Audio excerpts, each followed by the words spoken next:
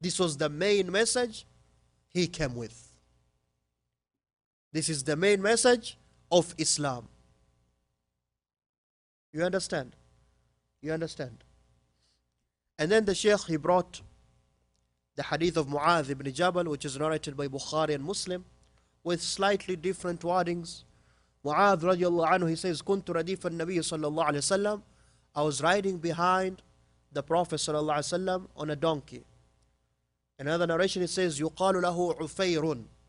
That donkey used to be called what? Ufayr. You know, the Arabs, they had this custom until today, even some people, other places. Dogs, cats, animals, donkeys, horses, you give them names. Not names of human beings though. So this donkey used to be called Ufayr. Mu'adh was riding with the Prophet ﷺ on this donkey called Ufayr. فقال لي, and he said to me, يا معاذ, O Mu'adh bin Jabal. One narration in Muslim says, it says, يا معاذ bin Jabal. فقلت لبيك يا رسول الله وسعديك. Labbaik, it means I have heard your call and I'm responding. You know, when you go for Hajj or Umrah, you say the talbiyah, Labbaik Allahumma Labbaik. Labbaik, it means I have heard you calling me and I'm ready to respond.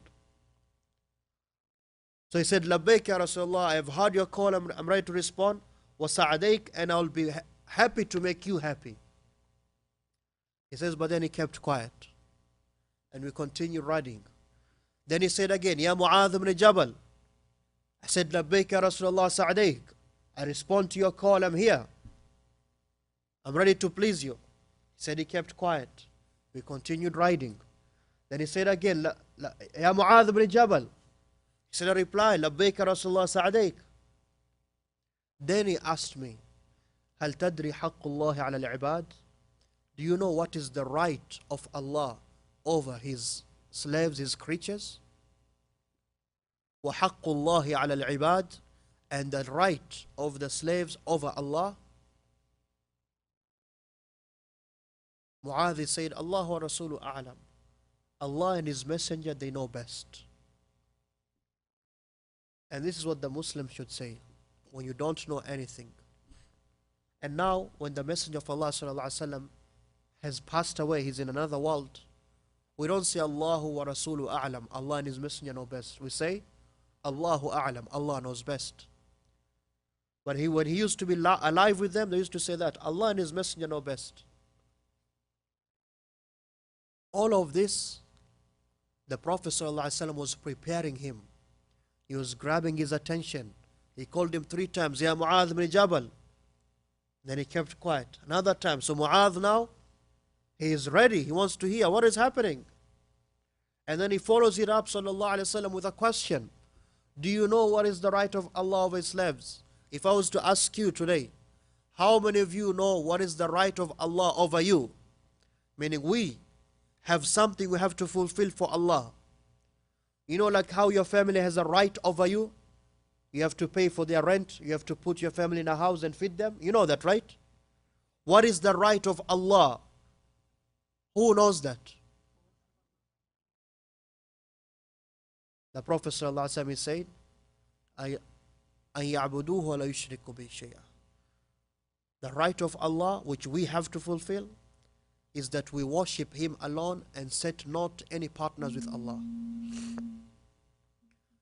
That is the right of Allah, that you worship Him alone with no partners, which emphasizes the emphasis we had before. It's not theoretical that you know that your God is one. No. That you worship none but Allah.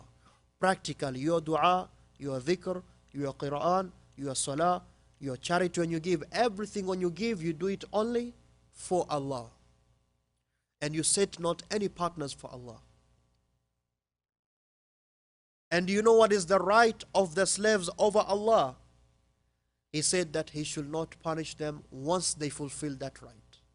So once we fulfill the right of Allah of worshipping Him alone without setting any partners, then Allah has set on Himself, and we don't have any rights on Allah. Allah created us. Allah has given us everything. You understand? But Allah, from His mercy, from His kindness, He spoke to us through His Prophet ﷺ like this. That He said, what is the right of the slaves over Allah? Allah doesn't have, we don't have rights over Allah. You understand? But He said, the one who worships Him alone, does not associate any partners, then Allah will not punish you. You will enter into Jannah. That is the importance of Tawheed. Which is point number 5. Tawheed is the right of Allah which you have to fulfill. It is the right of Allah. Now Mu'adh, he became happy. Subhanallah, this is one of the ways to save yourself from the hellfire, which should be our goal, everybody, especially now in Ramadan. This is the time to be saved from the hellfire and to go to Jannah. He said, أَفَلَوْ بَشِّرُ النَّاسِ, should I not go and give people this good news, this glad tidings, that whoever dies upon Tawheed, Allah will not punish him, will never punish him. The Prophet ﷺ said, La, don't do that. Don't do that. Why? لَعَلَّهُمْ يَتَّكِلُ عَلَيْهِ, because some people, they'll say, oh, then khalas, as long as I'm a proper, good, muwahid person of Tawheed, I don't commit shirk, that is enough for me. So I don't have to pray Qiyamul Layl, Tarawih, I don't have to give enough charity, right? Some of us were like that. Yeah? He said, don't do that. So they don't depend on that alone. فحدث به معاذ عند موته تأسفا. So okay, who was there with the Prophet ﷺ? Mu'adh. Who else was there? Nobody. So how did we get to know this hadith? And he asked the Prophet ﷺ, should I tell the people? The Prophet ﷺ said what? No. So how did we get this hadith? At the end it says, فحدث به معاذ عند آخر أيامه وعند موته تأسفا.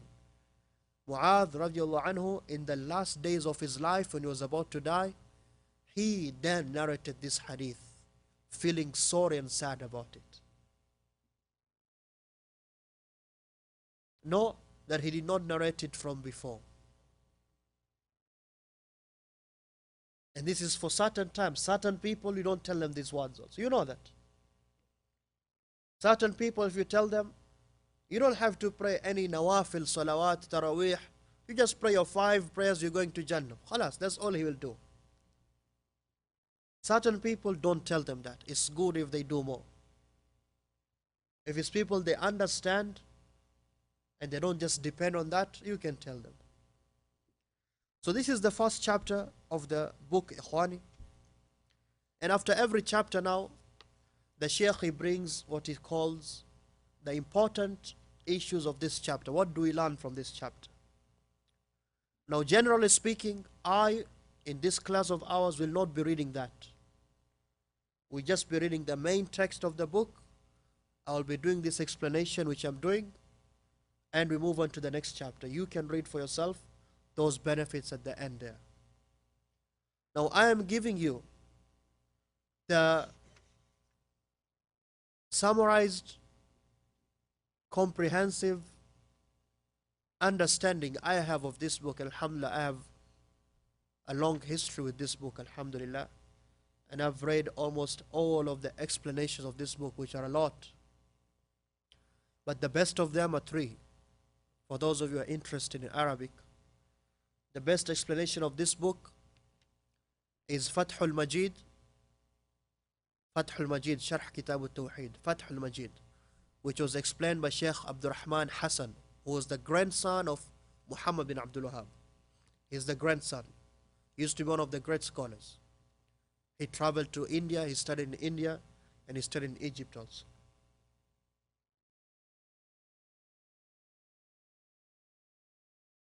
Another one, the second one, is the explanation of Sheikh Ibn Uthaymeen, Al-Qawl al-Mufid.